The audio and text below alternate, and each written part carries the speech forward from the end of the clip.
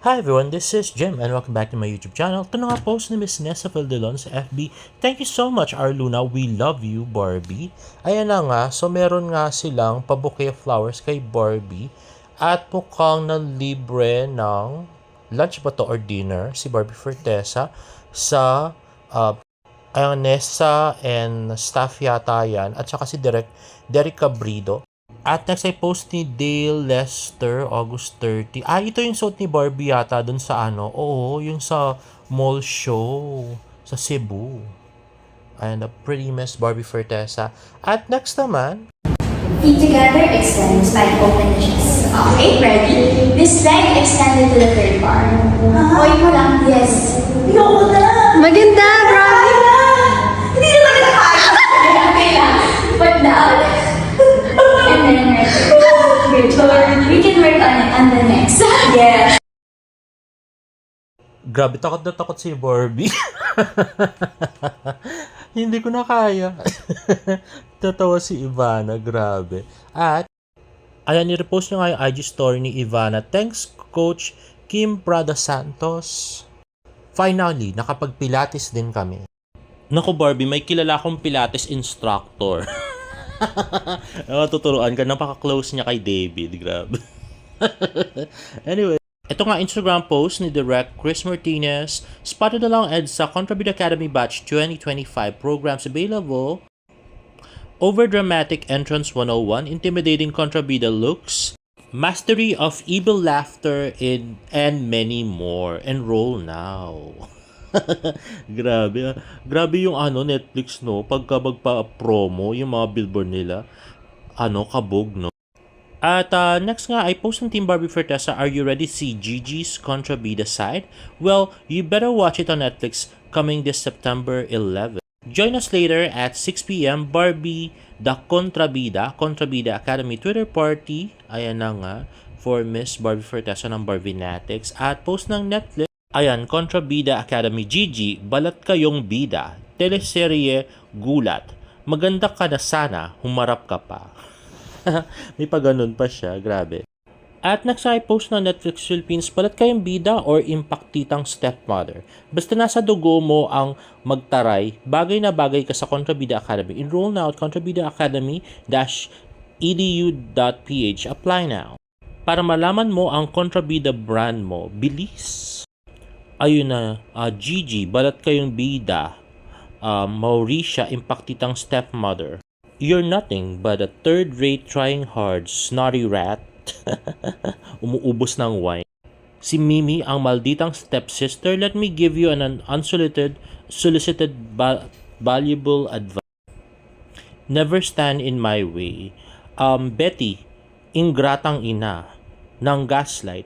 Bakit ko naman gagawin yan? Baka nakakalimutan yung tatlo. Mga anak ko lang kayo. Jingo, mandurugas na manager. Marami ka makakaining kimchi bago ka maging manager. Contrabida Academy drops on September 11. Ayan na nga, si Miss Eugene Domingo at yun na nga si Jameson Blake at si Isabel Ortega with Yasser Mata. Ayan na nga, silang tatlo. At Slave the Slave nga sila. Ang dating nga nila kay Miss Eugene Domingo. Ayun. At next nga ay post ni Sir Nathan Perolino, A Decade of David, A Regal Thanksgiving. Ayan na nga, Chivas Regal. Ayan na nga, picture ni Gerald Balmora, si David Licauco, interview ng Jamie. Ayan na nga. So palagay ko, may sponsor din to ng Chivas Regal. Ayan. So napaka-social ng kanyang pa-party.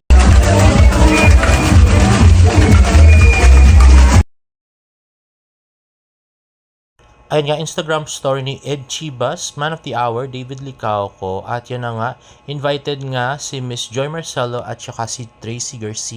At the post ni Miss Joy Marcelo, from Chinito Cutie to Pambansang Ginoo, happy 10th with you, David Licauco, proud of you. At ito nga post ni Ed Chibas, at ayan, post ni David Licauco, at ito galing kay Chef Mike. At ito nga yung asawa niya, si Miss Monique. At kasama din si Jay Ortega. Tapos sabi nga ng friend ko, baka daw si A yung naka-backless kasi parang hindi pa naman siya umuwi ng Australia. Well, hindi natin alam, wala tayo doon guys. At kasama pala ang family ni David, ayan na nga si Simon, at saka si Ilan, at saka si Tito Jack. Ayan, Regal Thanksgiving. At sarap sabi ni Tito Jack. At si Jorel Balmores. Ayan, si Monique Bertuso, asawa ni Chef Mike, and another from Monique Bertuso. At ito nga post ni Jorel Balmores, at ito post ni Nikki ko, invited din pala siya. So, invited kaya si Barbie kasi 'di ba? Si Barbie yung isa sa pinaka stepping stone ni David para sumikat as pambansang ginoo, 'di ba? Kung hindi do sa love team, edi walay din, 'di ba? Pero parang wala naman si Barbie, no? So abangan pa natin yung mga mag-upload mamaya, no? Malay natin pumunta naman pala si Barang, no? Pero I doubt. At the boast ng David's advocate, David is currently doing Never Say Die with Kim Jisoo. Ako rin, spy pala si Kim Jisoo doon. At next ka ay meron nga tayong Barda Chismis. Grabe na. Ito na nga. So meron nga, balik parang blind item pala to, no? Meron nga ang dalawang president ng Barda Fans Club na alam na nila yung tungkol dun sa walang project yung Barda. Kaya yung isang president ay actually nagpalit na ng kanyang profile pic at saka Twitter name. At yung isa naman ay actually yung isang president of fans club, bukod sa nagpalit siya ng Twitter name at bukod sa wala nang project yung Barda ngayong 2025 hanggang 2026, no, ay ayun nga, alam niya na rin na hindi nga real yung Barda. So kaya nga nagpalit na siya ng kanyang profile name. At yung isa namang president ay nag-post na ng congratulations Barda endorsements na. Ganun na lang yung mga pinost niya. Kasi alam nga nila na wala nang movie or TV projects ang Barda. Oo.